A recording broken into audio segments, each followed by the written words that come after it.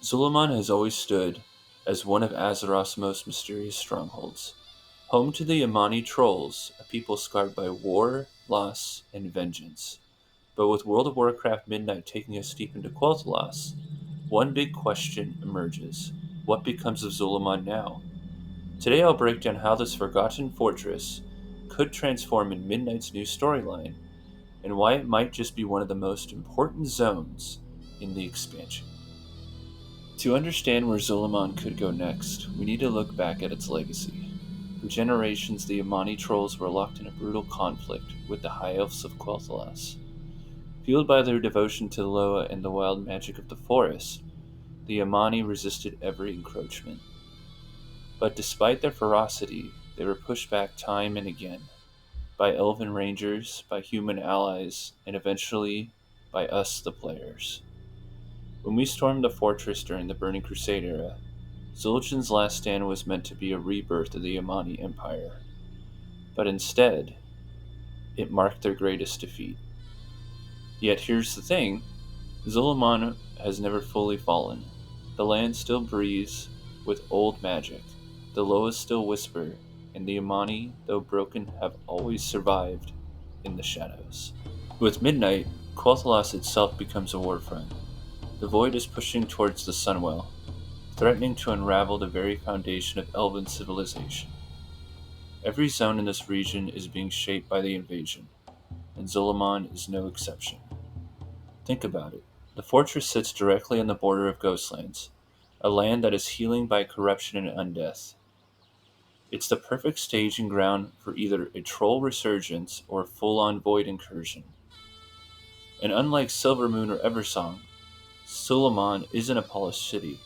It's a raw, untamed wild that makes it uniquely vulnerable to the void's corruption, but also uniquely powerful if the Amani chose to fight back against it.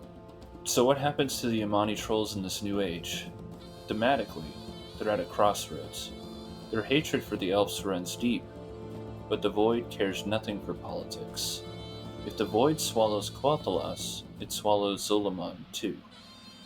That sets up two fascinating possibilities. First, the Amani could embrace the void, allowing its dark power to fuse with their Loa worship. Imagine troll warriors twisted by whispers, Loa corrupted into monstrous avatars, and Zul'Aman itself overrun with black tendrils and void fire. A true nightmare fortress. Or second, the Amani could rise in defiance of the void. This path frames them as unlikely allies, not of the elves, but of survival itself. The Loa are primal forces of life and nature, and the void is their opposite. This would give the Amani a reason to resist, to reclaim their legacy, and to strike at the darkness invading their home. Now let's talk about the zone itself. What does Zul'Aman look like in midnight? First, the walls. Imagine the massive wooden gates now cracked and glowing with purple energy. Void tendrils wrapping around the old Amani architecture like a parasite.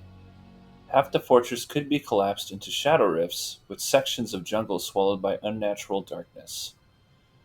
Second, the Loa shrines. In Burning Crusade, each temple represented a powerful animal Loa.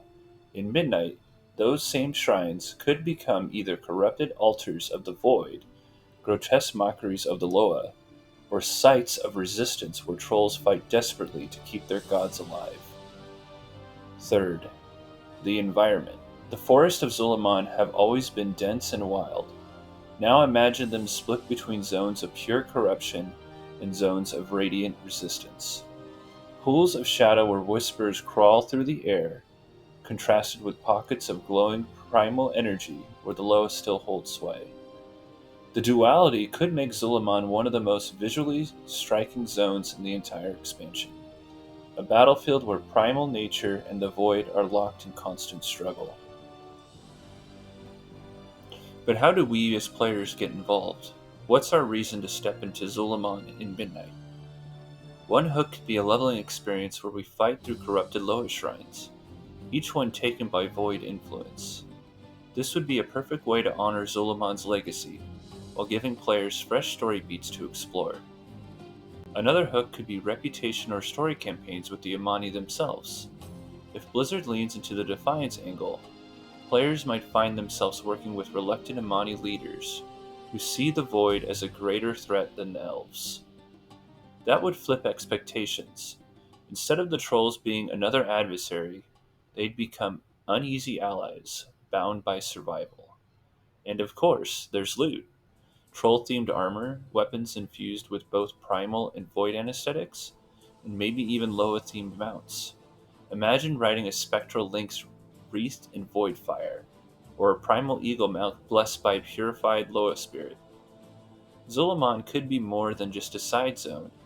It could become a central pillar of the Midnight Campaign, a place where ancient grudges and new threats collide. Zul'Aman isn't just another fortress, it's a strategic keystone on the borders of Quel'Thalas. Whoever controls Zul'Aman controls access to the Ghostlands, and by extension, a vital corridor into Silvermoon itself. For the Amani, it's their ancestral home, their last bastion of independence. For the Void, it's the perfect staging ground to sever Quel'Thalas from the south. And for the Alliance and Horde, Zul'Aman represents a foothold that could decide whether the Void spreads further. In Midnight Story, this would elevate Zul'Aman far beyond a troll-only setting.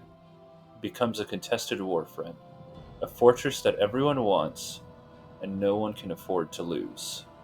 Picture phase and questlines where you see different factions fighting for influence around its gates, or even a mid-campaign twist where Zul'Aman falls to the Void, forcing players into a desperate counterattack.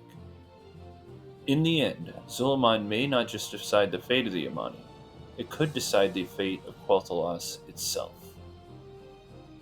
So what do you think? Should Zul'Aman return just as a leveling and early campaign experience? Or evolve into a place where we forge uneasy alliances with the trolls themselves? Let me know your theories in the comments below. And if you've enjoyed this breakdown, don't forget to like and subscribe. And until next time, it's me, Mook.